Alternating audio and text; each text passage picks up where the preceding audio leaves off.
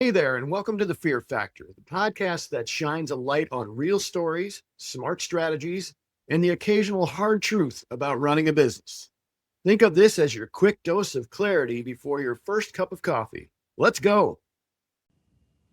Okay, this is going to be a fun one. Today, I have a really serious interview with a really serious guy, and his name is Peter Jude Ricciardi. You're very serious, right? Are you very serious today? Extremely serious. Yeah, Extremely. I can tell. Yes. I can tell. So, hey, this is going to be super fun. Peter, just tell us a little bit about your company Sure. and how you got into this crazy business. Awesome. The company I founded is called Brandartica. It is, for all intents and purposes, an agency, but as I often refer to it, as an anti-agency. Nothing against agency people. They're all lovely, mostly. I don't know if they're all lovely. No, Let's let's put an asterisk next to that. Yeah. So anyway, Brandartica is, I wouldn't call it a full service agency. What we really focus on is brand identity and the story that a brand has and how it relates to the signals they give off to the public. So really our method of operation is dig, distill, and amplify. So we always start with who you are, what your story really truly is, who you're for. And then we build that, we clarify that, and turn it into what the signals you're giving off are. And really what that does is help brands sort of become placed by buyers faster. You've got a very limited amount of time to be placed in the mind of a buyer. And if they can't place you, they can't choose you, and they won't. So we fix that. Aside from that, we handle all the downstream stuff that ultimately comes into play if need be, which is your graphic design, your logo, your identity, your campaign work, websites, that sort of a thing. And how I came into this, Lord Almighty, sir, I'll keep it short and brief. You know, I found myself at a crossroads many moons ago. Went from playing bass in a rock and roll band and not just wanting to become famous and tour until I realized how hard that is and didn't want to do it and didn't have any college under my belt to speak of. So I got myself accidentally into radio by taking someone else's interview. And then after that, I answered the question, can you hang drywall? And I said, and I can't. And then that turned into a 15-year career at the Walt Disney Company, in which I became a gopher, a drywall guy, a coffee runner, to a writer, producer, voiceover, and content creator. So once I left the castle gates back in 2014, I said, well, what am I going to do now? Well, let me reinvent what it is I love and what I do. And that's how I became Brandartica. Yeah, so that's the same story everybody else tells me. Yeah, I know. Exactly the Started to same. felt. I mean, how many guys have I met that started hanging drywall and ended up at Disney? Like it's just this tale as old as time, right? Yeah. Tale as old as time. There it is. Cha-ching! I see the royalty check is going over to the mothership now. The mouse needs to eat. Yeah, the mouse needs to eat. The house of mouse is what I used to call it. So that's a great setup. And by the way, as a fellow slap at the bass guy, bass. I gotta, yeah, a little funk in that. How do you think that? What's your opinion on music and business? Oh, how do they work together? I love that you asked me that question. It's funny. So many different ways they work together. To me, let me see if I can organize this. I was talking the other day to somebody about the connection between when you listen to music, and as a musician, and you know this, and even for people that aren't musicians, I challenge you to sit down, listen to whatever your favorite artist is. Really listen though. Try and take the focus off the chorus or the bridge, right? Take the focus off the singer and listen to the individual instruments and what they're doing back there, because each one of those layers builds up into what you recognize as a song or a band. And it's no different than what a brand is. All of those little elements and bits and pieces, they layer up into what people perceive your brand to be. And it's always interesting to me because like you, I love music, I love rock and roll, and I tie it all back to things like I look at people like David Bowie and go, he was the ultimate chameleon, yet he was always distinguished, like distinctly David Bowie. So he did a lot of evolution. He evolved quite a bit over the decades. But he was always distinctly David Bowie. Or you take a Black Sabbath, they've always had this core element sound that was distinctly theirs. The moment they hit a chord, you knew who it was. And that to Hmm. me rolls right over to brands where you want to remain consistent. You want to have the ability to evolve over time because it's necessary. But there always has to be that golden thread of consistency that people recognize. That's generally how I tie the two together. And I love that because today, you talk about brand identity fog, and I think it's an interesting time, right? Because you've got your company that is your brand, and then in a lot of cases you have your leader of your company, and I mean in your company too, Yeah, right? Same deal. absolutely. You are a brand in itself. So how do you sort of maximize both those and make sure you're staying true to both, I guess? I think that people sometimes get confused between the difference between the founder story and the brand story. They're two different things. Okay. And Hmm. I've had clients that go, if we were writing campaigns or doing a social media campaign and they say, well, I would never say that. And the answer is, well, of course you wouldn't. You're not a bag of coffee, are you? You're a human. So the bag of coffee speaks this way, and this is because it's selling itself. You, as a leader or a founder, you have a story to tell, and it should have some tendrils or connections to what that brand story is. But you do have to learn how to separate the two. And whilst you're separating them, you have to stay aware, keep one eye or one finger on the pulse of both. So for a founder, like for me, I talk a lot about music. I talk a lot about branding because that's my wheelhouse. I talk a lot about food because again, it's something I'm passionate about. But I also find ways to take my passions and connect them to what like the agency is responsible for and what we Yes. truly try to do. So as a founder or a brand, they're two separate entities, but they do have to have some connection to each other that it remains tangible. Yeah, I like that. So even I'm just thinking about Action Coach, and I mean, that's obviously Yep. a global organization, but then I have my own franchise here in Sugarland, and it's like, okay, I World Abundance Through Business Re-education is the Action Coach sort of mission, and but how does that relate to me, and how does that relate to how I treat my clients and what I'm passionate about, and the fact that I want to buy a company and have that money go to local charities. To me, that's the thread. Is Mhm. that a good I example? think it is. I think it is. Yeah. I took a lot of what I learned at Disney, and trust me when I tell you, I did not drink the Kool-Aid over there. That's probably part of why I was able to last 15 years with no degree and no experience, and just wildly inventive, creative brain. And I made some friends on the higher levels that helped too. So when Nice. the heads got lopped off and delivered in a wicker basket at the end of a quarter, my head was not in that basket. So, as it relates, I just think that one of the things I learned was that, like customer service is it's iconic, it's legendary at Disney, right? It's one of the tenets that they've built Yes. that business on. And I Yes. took that with me into how I move throughout the world with clients. A lot of times I would refer to people as partners, and sometimes I struggle with that concept because, look, a partner often is like someone that you're married to or a spouse or a this or a that. There's certain different elements that come along with that. When I call someone these days, I say, I work with a client or you're my client. I don't mean it in a derogatory or a dismissive way. I mean it in that there's certain boundaries that we respect for each other.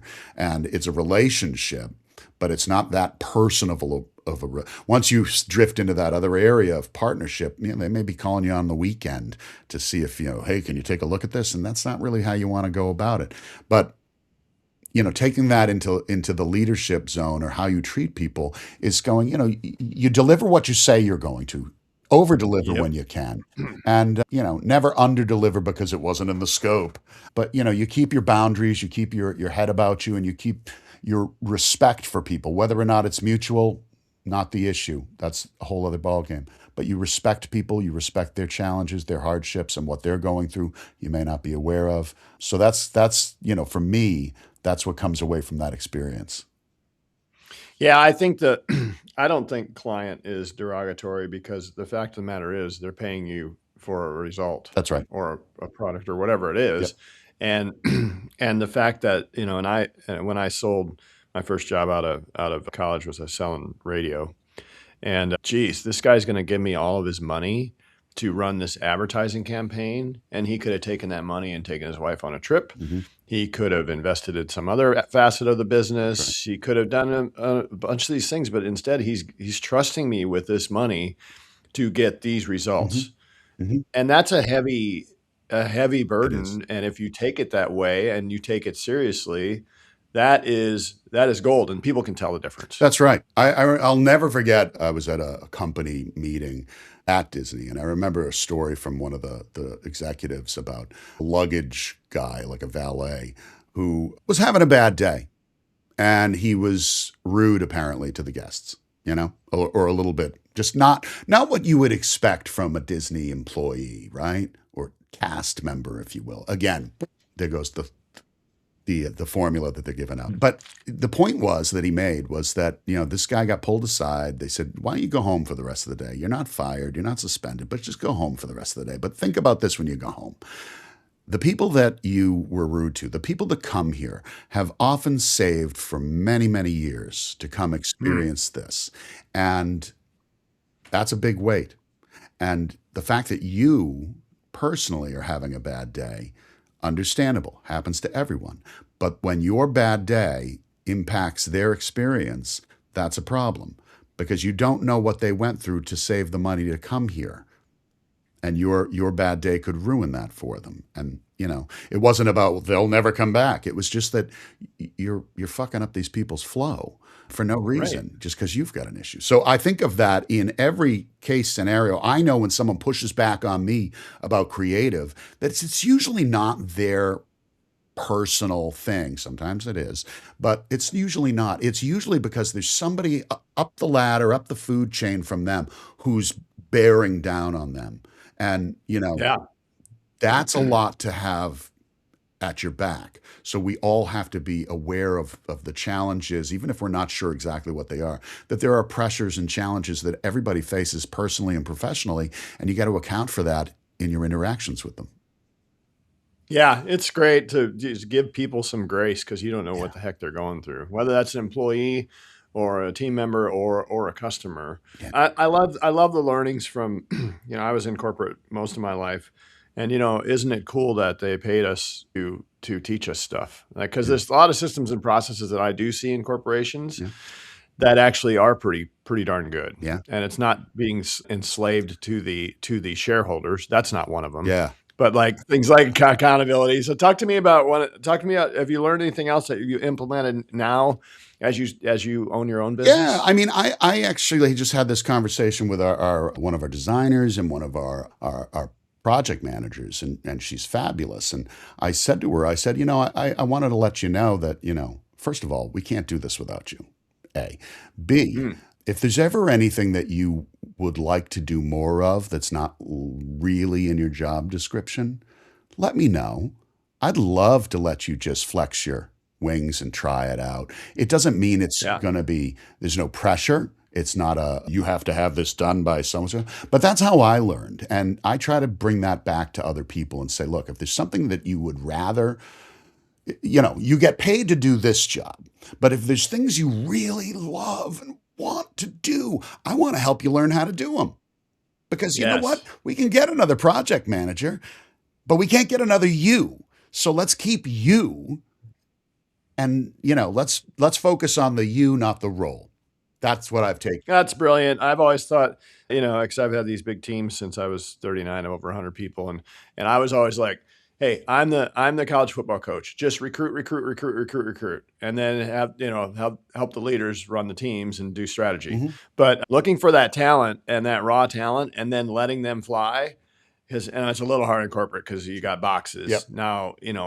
What do they fit in this box or not in this box? Right. Now, as you're with your own company, you can totally make the box whatever you want the box to be, Absolutely. and they fly and they flourish and they're happy and they do great things. Yep. I mean, even in some corporations, there's still a little bit of room, and I think it matters most who your director is or who your leadership team is and what kind of tone they set. It was always interesting to me at some of the corporate meetings I've sat in on where the president's coming in and they're like, I want to ask the team questions. Give me your questions. And your direct management is like, okay, you and you can ask questions. Peter, don't ask any fucking questions, or put them on paper and I'll take a look at it and decide. And then the guy shows up to, no, it's Q&A. Everybody hit me. I flew in from LA. Hit me with your questions. And the room is dead silent. And they Yes. look at the leader and they're like, what are these people, brain dead? And I look at that and go, you've just made yourself look like a fool. Yes. You get these Yeah. canned, well, we went through the questions. Here's a softball. And you think about it and you go, this person flew in across the country to meet the team and talk to the team, and you're just giving them softballs. Like, that's kind of a waste of their time and it doesn't help anybody. So I think that there is space, and when you have the right leaders, they go, hey, as long as you're respectful, as long as you're not wasting anyone's time, you should be able to ask questions, leave comments, feedback, because true leadership will take those into account. They don't have to act on them, but they will Amen. take them into account.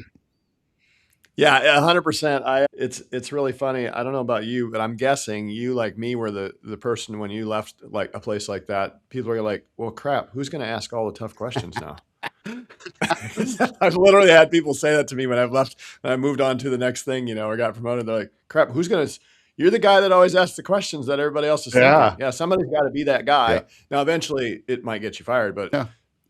the leader's got to know. Emperor's got to know if he's walking around with no clothes That's on, right. And right? that was the thing. I had a great mentor. I had several great mentors in that part of my life, and mostly women. But there was one guy I remember from Texas who he took a liking to me, and he was like, "Hey, Peter," he'd come into town and be like, "We're going for steak. Where's the best steakhouse? And we're gonna drink, and we're not gonna get back till early morning." And, the next day was always a train wreck, but he loved me and he gave me so much confidence, to be who I was and get to, that was the one thing that I remember him saying to me was just look, you're going to have managers that dislike your style or dislike your flavor or that take issue with this or that you do. It's always going to happen no matter where you are in life. That's going to be a thing.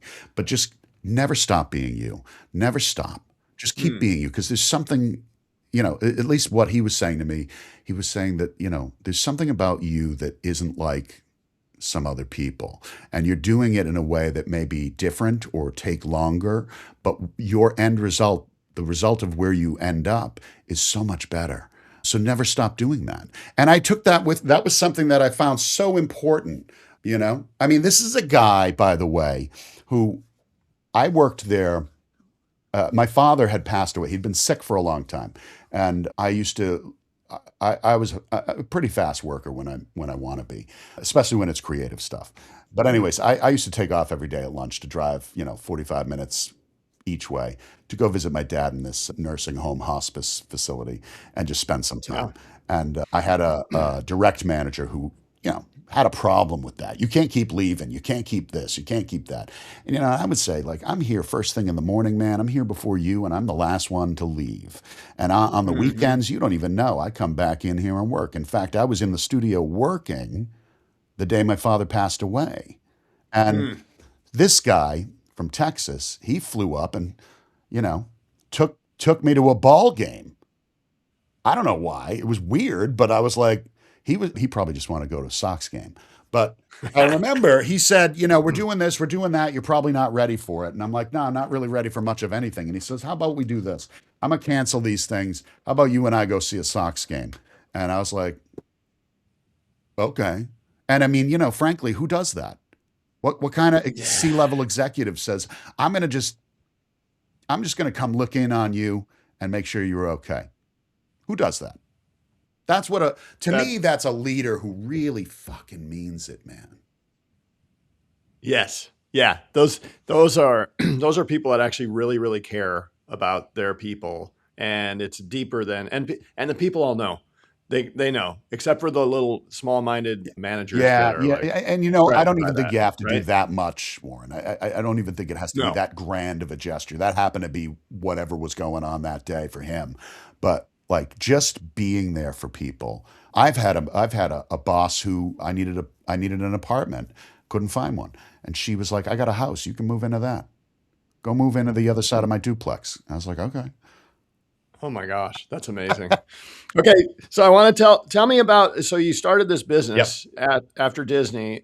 How'd you decide to start it? And then I get this a lot from some of my smaller clients. Like, how do you know when you're going to make that first hire, and how do you have the faith to actually be able to do that? I don't know if I have a really solid, clear answer. Again, with me, there's a lot of accidentally stumbling into things, right? Our first hire, I mean, I brought on a partner when I wasn't really sure that I needed a partner. I didn't. But I also thought, if I want this person to do their very best, I want to bring them in. I want them to not focus on their other projects or other jobs. Let me give them some stake in this. Let me give them a real hand and a real voice in it. It's not just I'm the founder and I'll say what happens. So I wanted to bring someone in that way. And when we made our first real hire, in fact, it was a project manager, was saying, again, we have enough on our plates. We have enough money coming in. Let's share that. Let's bring somebody in. We actually, this girl, she had a job, and I talked to her several times, and she just didn't love it. And I was like, well, what don't you love? And when I realized we have all the things that you actually might love, plus we're going to let you do them your way. As long as the jobs get done, we want you to, basically, this was a scenario of, I want you to create your own job role. We'll call it this, Yes. but you're going to do all this. And we knew we were ready because you just could not continue to provide the service and the quality creative and give the attention that people paid you for. We could not give that to them unless we broadened the team a little bit. So that's when I knew we need to expand just a little bit, And I think that is something that we're coming back up on again. And I look at that and I go, I'm not looking for somebody that just knows how to push pixels. I'm looking for someone that cares and wants to be here for a long time. I'm okay if they grow and outgrow us. That's great. Good deal. But Sure. I want them to come here and go, I'm home. Yes. That's awesome. That fit thing on a team is so critical. And I think that, as I counsel my clients, that I need to remind them about fit. Mm. Like, fit is not just fitting in a box. Fit is fitting in the team. So how do you test that? Oh, you asked them several hard-edged political questions. Religion, Religion. political. Yeah. Um, I'm sure that works Now, great. I Yeah. think that I don't know. I've always read people pretty well, and to be fair, honestly, like your politics don't have, like even for clients, your politics don't really have anything to do with our relationship. I don't care what you do, Yeah. unless you're like a Holocaust denier, which I had happen. And I was like, well, yeah, I'm not working with you. Oh my gosh. Oh yeah, Really? yeah. I was like, dude, I'm not ever going to help you get any traction or anything. No. I just can't. I can't help you make more money if that's where your No, head is but at. with No, with that's not okay. I just look at it and say, I look for the fit that people first of all are qualified and passionate and have a fire under their ass. I want entrepreneurs, not just worker bees. Yes. There is a part of the experience where we require you to be a worker bee, but I want an entrepreneurial mindset. And, again, as long as you're clear on the front end that everything you do represents this company, as long as we're clear, if you do something that misrepresents, look, I don't give a shit if you get drunk on Saturday nights. I don't care. If you're smoking pot, I don't care.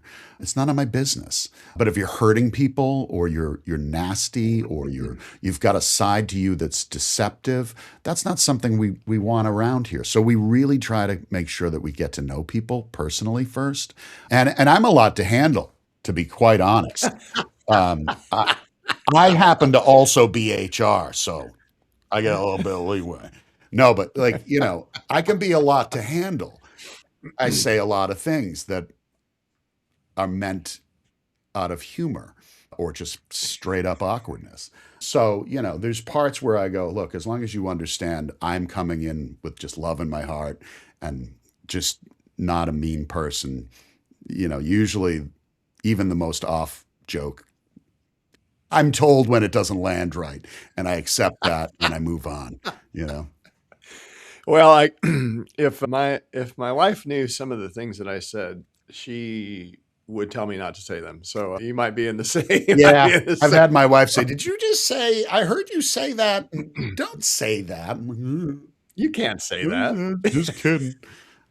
Hey, just kidding only takes you so far. There is a Right. moment where you go, you know, you have to be very much. I try to be aware of, what other people's experiences might be or what their sensitivities could be, and respect it. It doesn't mean that I won't misstep. We all do.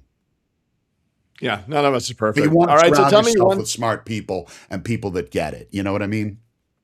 Yeah, if you get it, you get it. So tell me, what's one thing as you built this business you would have done differently? I probably would have led a little bit more with, sort of I would have embraced my what makes me truly unique and different a little bit more. I think Ah, I've always done that, but I do think that even now, what I'm looking at going, when I tell you what I do, it's, well, what do you provide? A lock, story to signal brand identity system. What is that? Well, great, now we're talking. But if I just say, well, we're for everyone, I can do anything. We can make pictures and websites and packages. They go, uh huh. So what? There's tons of people that can do that. Why you? So I would have yes. started this business a little bit more tuned into me and not worry about like imposter syndrome, or not worry about like, I'm not the best at this. I would have just been a little bit more confident in my own skin and gone right with that. It's what I've always done and I've always succeeded. So, Yeah. you know, Yeah. I do think I do think though it's hard for most people, I mean, myself included. I started this thing, I'm like, well crap, like I mean, I know a lot of stuff. I took all this training, I did all this stuff for coaching, I've run these big teams, I have this corporate training, I have leadership training, but like am I really that good? And then I started doing it and got some reps and realized, holy crap, we're crushing it for these clients. They're making more money, they're getting more time back, they're having more fun. yeah. This actually works. But I feel like there's a you got to get some reps in before you really know that. And I think if you like you do and like I do, if you really really care about client success, that shows, but that puts more pressure on you to make sure you're really giving them value. Yeah, well, this is a pressure situation. It's a pressure job, and it always has been. I think, though, honestly, if we were to go back in time to the beginning of that answer that was cyclical and probably mostly nonsense, I would say to you that if I could do anything differently, I would have learned a little bit more about operating a business, because Ah, I'm a maker of things. And I mm-hmm. could care. I don't want to talk about finance. I don't want to talk about that shit. I want to know if something works or if it's broken. I like but that's a handicap for me, because then I get stuck in a position where I have to rely on others for their advice or their tutelage on that, which is not a bad thing, and I trust my business partner implicitly, but I wish I knew more about it, because it would Yeah. inform other decisions I'm making that aren't about what something sounds like, looks like, or tastes like. It would be more about how we go from this level to this level without, kind of trying to guess it out. Yeah. Yeah. That whole strategy, and I work with a lot of like super kind of creative entrepreneurial kind of folks versus somebody that's just buying something to build. And I think one of the tough things that they generally struggle with is they have all these great ideas. Hmm. And it's a blessing and a curse, right? Because you have all these great ideas and you get this thing to 80%, and then it's like new shiny thing, and I'm going to go develop this to 80%. Meanwhile, it's like, dude, we got to get something to positive cash flow first. Right. Then we can go build the next thing. So it's almost like a focus and accountability and having a plan sort of situation, because you're so great at ideating things. Like somebody like me, I'm not that creative. So like We just had that for me, it's like I'm going to conversation be execute. yesterday. My business partner said, somebody came to me about this, that, and the other thing. What do you think shouldn't we have an answer for that? And I said, well, in the past we've had an answer for that, and it's really not a lucrative Hmm. thing. It was like, do Yeah. you do meta ads? Yeah, we do meta ads. But in talking about it, I said, here's the reality is that we're building this brand, this lock story to signal brand thing. Let's focus on that, okay? And if someone comes in and wants to know if we do meta ads, we do, but they're part of this larger Yes. program. So if you're Yes. coming and saying, well, I'd really just like you to repaint that wall blue, and I say, yeah, but the wood is rotten. Yes. I can paint it blue. I can do the meta ads. And forget about whether it's lucrative or not for us.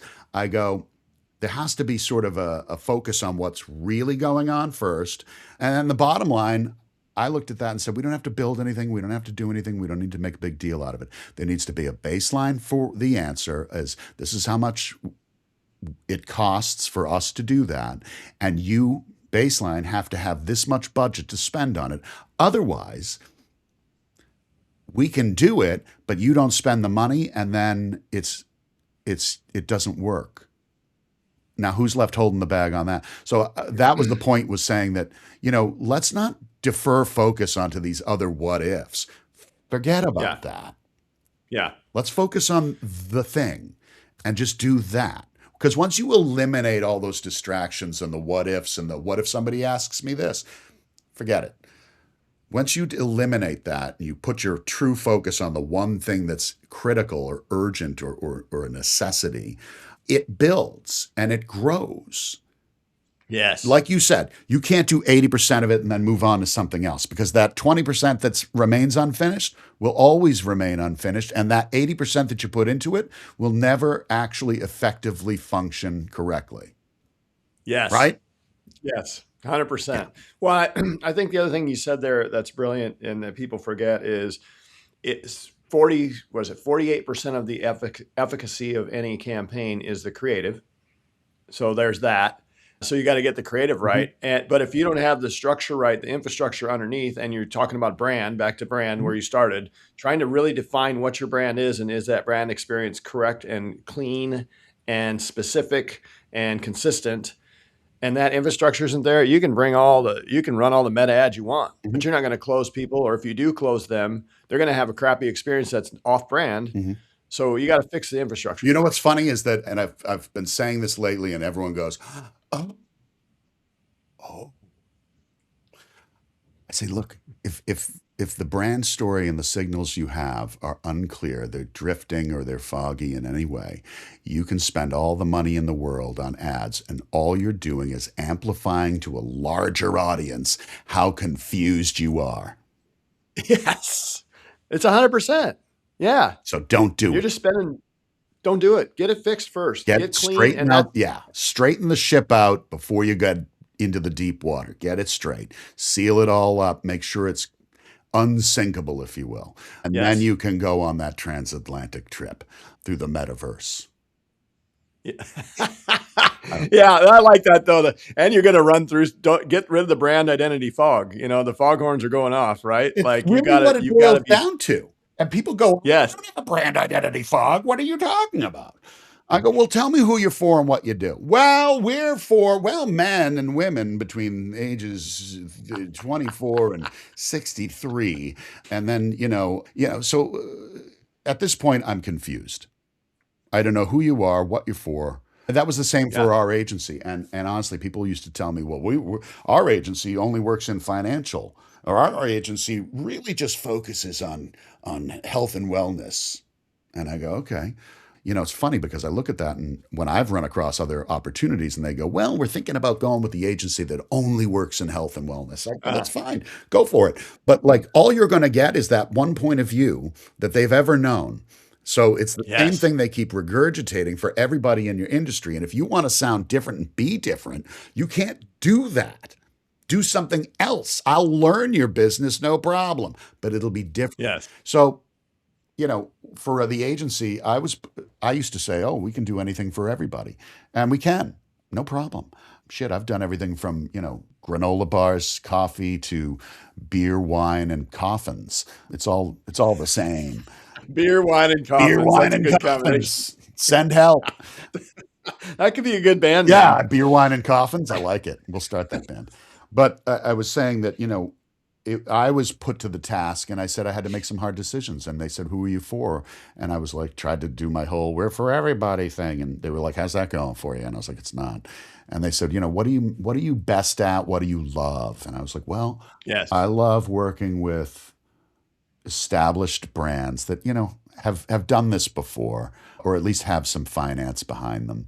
I love that, and I love working with consumer packaged goods, be it food, snacks, beverage, and home goods, I suppose. But and they said to me, "Okay, so dial it in a little bit." And I said, "Well, I work best with founders and CEOs of established brands in the CPG industry, who want to lift Beautiful. the brand fog, who want to clarify their signal and dominate the market space." And they were like, "There you go. That's what you do."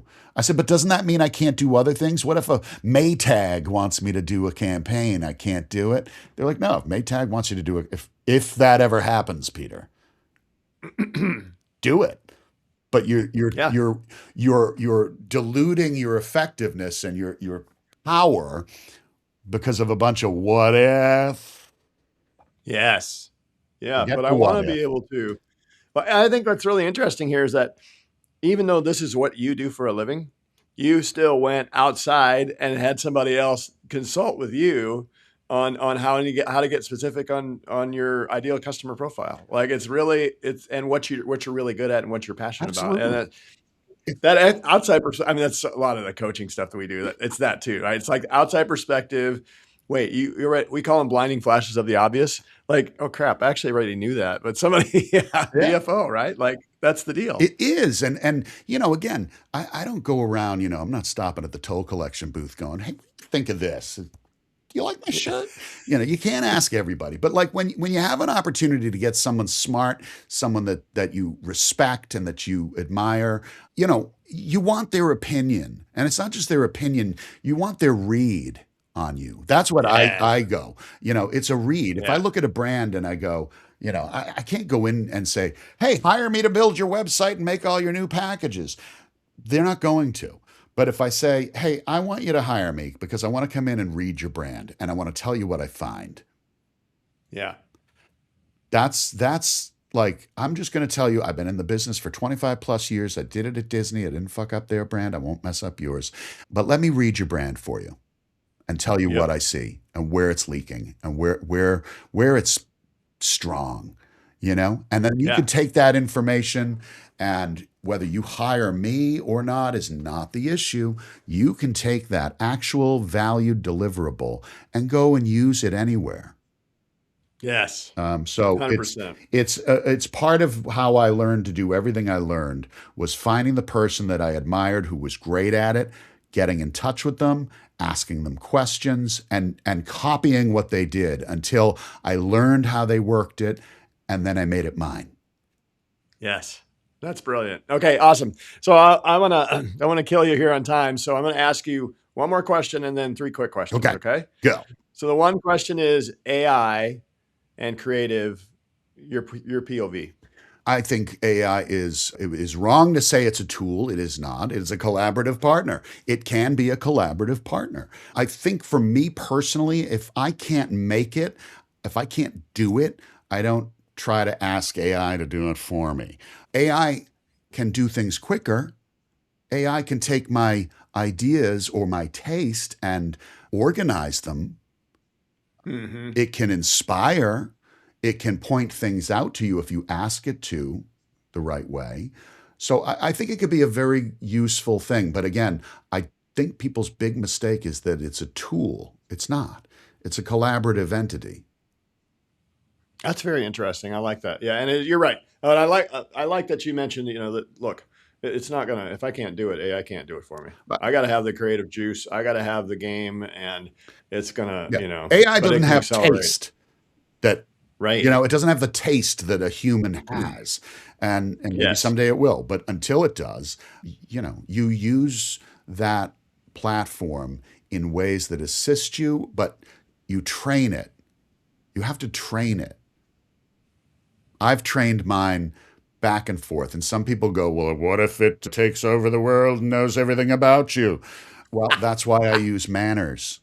And sometimes, oddly enough, my AI platforms are like, Peter, please stop saying please. It's a waste of time and I don't need you to do that. And I say, listen, Claude, or listen, whomever, I'm going to continue to treat you like I treat other people in the way I expect to be treated. Because if you treat your AI like, let's just say you're a dick, what do you think it's going to do when it goes out into the digital world on your behalf looking for things? It's going to go with that mentality. It is. It's going to go and find you garbage. If you're a garbage person, it's going to find you garbage information. You don't want that. Wow, that's brilliant. I hadn't thought about that before. That's great. Okay, last 3 questions. If you're an animal, what kind of animal would you be?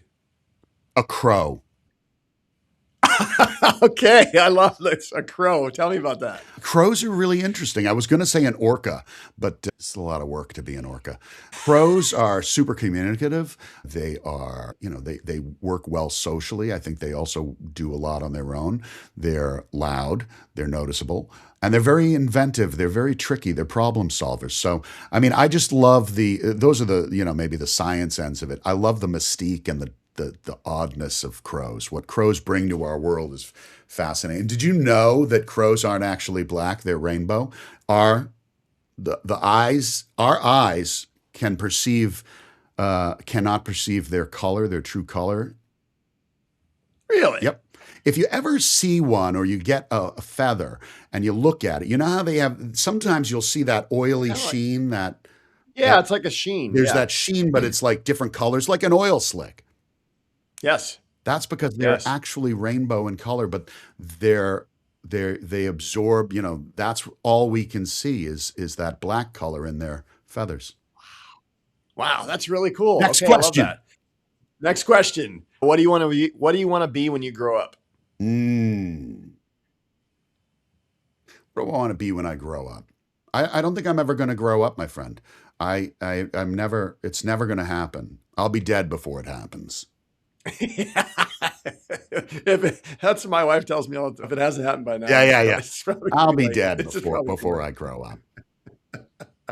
And then last one, what do you want to be remembered for? My lustrous hair. I think I'd like to be remembered as someone that was inventive, kind, and just genuine, really. Yeah, real. Yeah, transparent. What you see is what you get. Yeah, or loaded, just filthy rich. I want to be remembered as filthy rich. Yeah, that'll do you a lot of good, right? When you're dead. I mean, none of it'll do you any good when you're dead, but I landed my first client by saying they were a financial category client, bank, and I said, they said something about money and happiness. And I said, well, money can't buy you happiness, but it can buy you a yacht that you can pull up alongside it. Yeah, that's brilliant. They signed. Oh, that's awesome. Peter, I've had a great time. Brandartica, if y'all are looking for any kind of getting out of the brand fog, these are your guys, I would say. And I mean, it's going to be boring. Yeah. And it's going to be very vanilla and milquetoast. But if you can handle that, then you deal with it. Terribly boring. Awful, let's get together, slap at the bass. Yeah. Let's get together, slap at the bass sometime. I love it. We got to get high bass going way up here. Like right the high? The high? I'm a low slinger. You're a slinger? I had it low down by the mid thigh to the knee, cigarette who's your favorite? Hair burning. See, I couldn't do it that low because the thing is swinging around too much. I got to keep things a little tighter. Liked the pick. So for me, low was great. I did a lot of that in the beginning, but I was like, wow, this is like, I was more used to this. And I love the sound you get with that. I don't know. I mean, I was able to do a little bit of both, but we talked about this as a left-handed player. Yes. It's different. And I had my strings upside down. So my approach was completely my own. Not that I was the only one that ever did it, but it was about, it was easier for me, hey, bass has 2 less strings than guitar. So, it's more manageable for folks like me. I'm totally with you, man. I can't. I had a buddy who's got a 6-string bass. I'm like, there's way too much stuff flapping around. Get out of here with the 6-string bass. What are you doing with that other stuff? What are you doing with those other 2 strings? Just be a guitarist, you boob. Yeah. Yeah. That's awesome. All right, my friend. Cheers to you. Thank you so much for your time. Thank you, my friend. Have a great day. Liked what you heard? Let's make it real. Schedule your free coaching session today at sugarland.actioncoach.com.